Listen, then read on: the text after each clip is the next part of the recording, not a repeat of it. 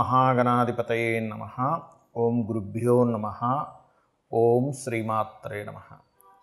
పరమేశ్వర స్వరూపమైనటువంటి జ్యోతిష, వాస్తు మరియు ఇతర అనేకమైనటువంటి శాస్త్రములను మనకు అందించినటువంటి మహర్షులకి నమస్కారం. హయగ్రీవ హయగ్రీవ హయగ్రీవేతి యో వదేత్ తస్య నిస్సరతే వాణి జహ్నుకన్యా ప్రవాహవత్. అరుణాం కరుణాతరంగితాక్షీం ధృతపాశాంకుశపుష్పబాణచాపాం అనిమాదిభిరావృతాం మయూకైః అహమిత్యేవ విభావయే భవానీం. శ్రీమాత్రే నమః. ఓం పితృదేవతాభ్యో నమః. మనం ఈరోజు చెప్పుకోబోయేటువంటి టాపిక్ ఏమిటి అంటే 12 లగ్నాల వారు ఏ విషయాల పట్ల జాగ్రత్త వహించాలి, ఏ ఉపాసన చేసుకోవాలి, ఏ విషయాల వల్ల వీళ్ళకి కలిసి వచ్చే ఆస్కారం అధికంగా ఉంది అనే విషయాలు మనం ఇప్పుడు తెలుసుకుందాం. ఒకవేళ లగ్నం తెలియలేదు మీకు, రాశి చూసుకోవచ్చు. అంటే మేషరాశి, మాది మేషరాశిలో అశ్విని, భరణి, కృత్తిక, ఒకటో పాదం కూడా ఇదే వర్తిస్తుంది అంటే ఇదే వర్తిస్తుంది.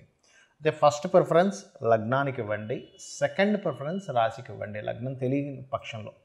బికాజ్ ఆఫ్ మనిషి యొక్క మనస్సు కాబట్టి సెకండ్ ప్రిఫరెన్స్ దానికి ఇవ్వచ్చు, అందులో ఎటువంటి దోషం లేదు. అయితే దీనికి సంబంధించినటువంటిది ఇది మీరు పలానా లగ్నంలో లేదా రాశిలో పుట్టినందుకు ఇవి చెప్తున్నా.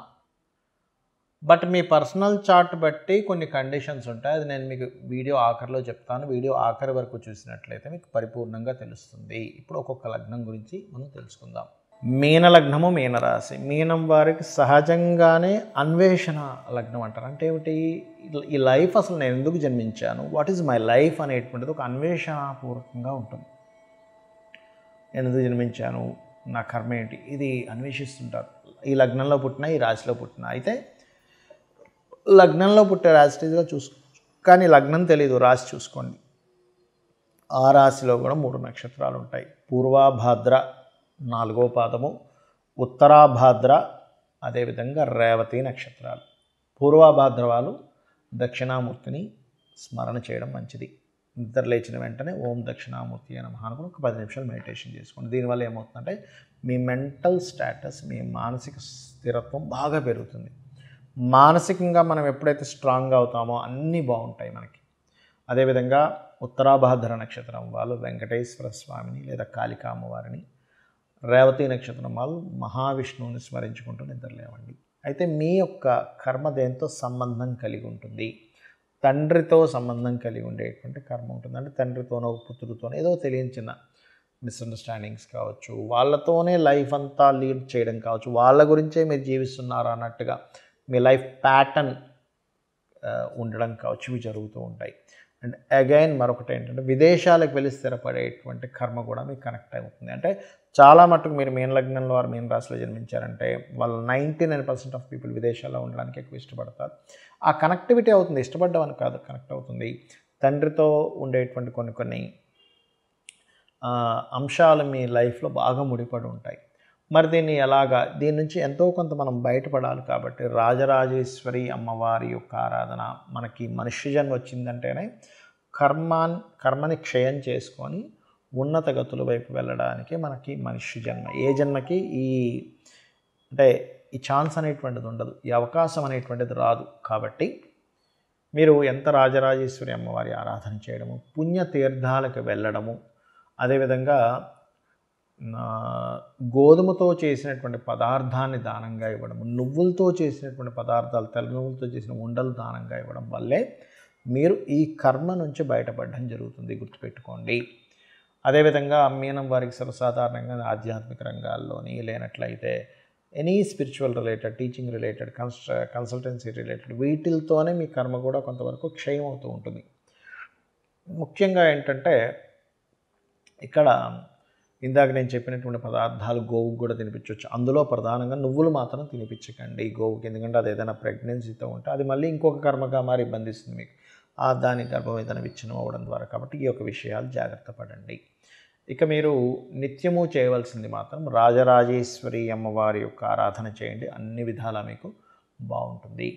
ఇప్పటి వరకు మనం ఏదైతే చెప్పుకున్నామో, మీది గనక పలానా లగ్నం అయితే పలానా విషయాలు జాగ్రత్తగా ఉండండి అని, పలానా ఉపాసన చేయండి అని, లేకపోతే పలానా విషయాలు మీకు అందిపుచ్చుకుంటారని, మీ లైఫ్లో ఈ విషయాల్లో బాగుంటుంది మనం ఏవైతే చెప్పుకున్నామో ఇవన్నీ కూడా మీ లగ్నం బేస్ చేసుకొని దీన్ని స్థిరంగా ఉండేటువంటి కారకత్వాలు అంటారు.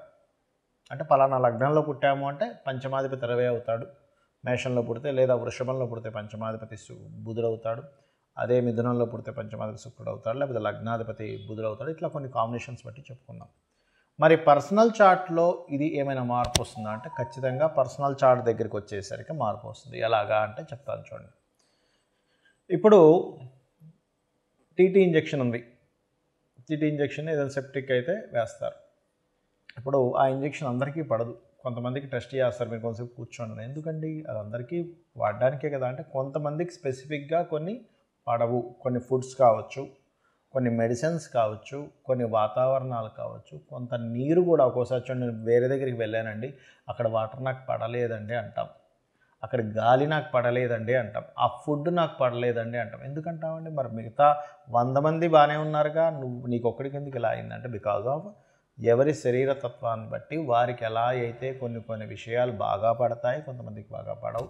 అదేవిధంగా సబ్జెక్ట్స్ కూడా చూడండి, 40 మంది పిల్లల్ని కూర్చోబెట్టి టీచర్ చెప్తా, అందులో ఒకరికి అద్భుతంగా అర్థమవుతుంది, కొంతమందికి అసలు సబ్జెక్ట్ అర్థం కాదు. ఎందుకు? మరి అందరికీ ఒకలాగే చెప్పింది కదా టీచర్ అంటే బికాజ్ ఆఫ్ వాళ్ళకున్నటువంటి అవగాహన, వాళ్ళకున్న ఇంట్రెస్ట్, ఇవన్నీ మనం బేరేజ్ చేసుకుంటాం. అంటే పర్సనల్గా ఉండే వాళ్ళ తెలివితేటలు కానీ వాళ్ళకుండే శరీర తత్వాన్ని బట్టి వాళ్ళకి తెలుస్తూ ఉంటుంది. అలాగే మీ జన్మజాతకంలో ఉండే కాంబినేషన్స్ ఇప్పుడు నేను చెప్పినవి ఏవైతే ఉన్నాయో కొంతవరకు అది మారుస్తూ ఉంటుంది. అంటే ఉదాహరణకి నేను మీకు మేషలగ్నం వారికి అప్పుల విషయంలోనే మెయిన్గా జాగ్రత్తగా ఉండాలని చెప్పాను. కానీ వారి జన్మజాతకంలో కొంచెం బుధుడు బాగున్నాడు అనుకోండి, అప్పుడు అంత ప్రమాదం రాదు. లేదా బుధుడు ఇంకా పాడైపోయాడు ఉదాహరణకి, అప్పుడు ఇంకా ఎక్కువ ప్రభావం వస్తుంది. సో ఇలాంటివి చూసుకోవాలి.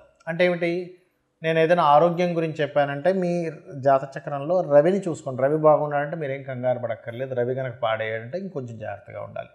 మానసిక విషయాల గురించి చెప్పాను, చంద్రుడు బాగున్నాడు, ఎక్కువ కంగారు అక్కర్లేదు. చంద్రుడు పాడయ్యాడు, అప్పుడు మీరు ఏ బియ్యం దానం ఇవ్వడమో చేయండి.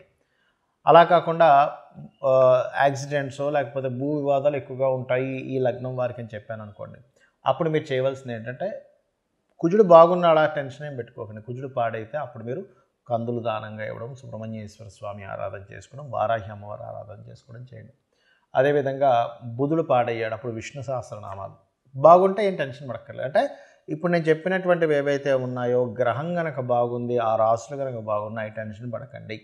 ఆ రాసులు బాగోలేవండి, ఆ గ్రహం పాడైంది, మరింత ఎక్కువ జాగ్రత్త తీసుకోండి అని నేను మీకు క్లారిటీ ఇస్తున్నాను. అదేవిధంగా గురువు అయితే శనగల దానంగా ఇవ్వడం, గురువులు అంటే ఏదైనా బంగారానికి సంబంధించినటువంటి టీచింగ్ లైన్స్ సంబంధించిన విషయాల్లో కొంత జాగ్రత్తగా ఉండాలి. శుక్రుడైతే వివాహ సంబంధించిన విషయాల్లోని, శని భగవానుడైతే మీరు చేసే జాబ్ రిలేటెడ్ సంబంధించిన విషయాల్లోని, హెల్త్ విషయాల్లోని, రాహు అయితే విదేశాలకు వెళ్ళి అక్కడ ఉండేటువంటి విషయాల్లోని, కేతు అయితే కొంత ఆధ్యాత్మికత లేదా కొంత వైరాగ్య సంబంధించిన కొంతమందికి వస్తుంటుంది. అది పర్టికులర్గా ఏంటంటే కొన్నిసార్లు అయ్యో ఇటువంటి వైరాగ్యం ఈ సమయంలో రావడం ఏమిటి అనుకుంటూ ఉంటాం. ఏది మన మహాభారతంలో ఆ యొక్క యుద్ధం జరిగే సమయంలో అర్జునుడికి వచ్చినట్టు, అంటే ధర్మాన్ని వీడి ఒక రకమైన వైరాగ్యం. అప్పుడు కృష్ణుడు లాంటి వాడు మనకు కావాలి. ఆ శ్రీకృష్ణ పరమాత్మ యొక్క భగవద్గీత ఎవరైతే వింటారో ఈ వైరాగ్యం కూడా తగ్గుతుంది. సో నేను చెప్పినటువంటివి పర్సనల్ చార్ట్లోకి వచ్చినప్పుడు కొంత మార్పు వస్తుందనేటువంటి విషయాన్ని మీరు అర్థం చేసుకుంటూ నేను చెప్పినటువంటి పరిహారాలు మీరు చేసుకొని ఆ పితృదేవతల అనుగ్రహం కూడా పొంది లలితాంబిక అమ్మవారి యొక్క అనుగ్రహం కూడా పొందాలని మనస్ఫూర్తిగా కోరుకుంటూ మీ యొక్క జీవితాలు మరింత ఉజ్వలంగా మరింత సక్సెస్ఫుల్గా సాగాలని మనస్ఫూర్తిగా కోరుకుంటూ శ్రీమాత్రే నమః.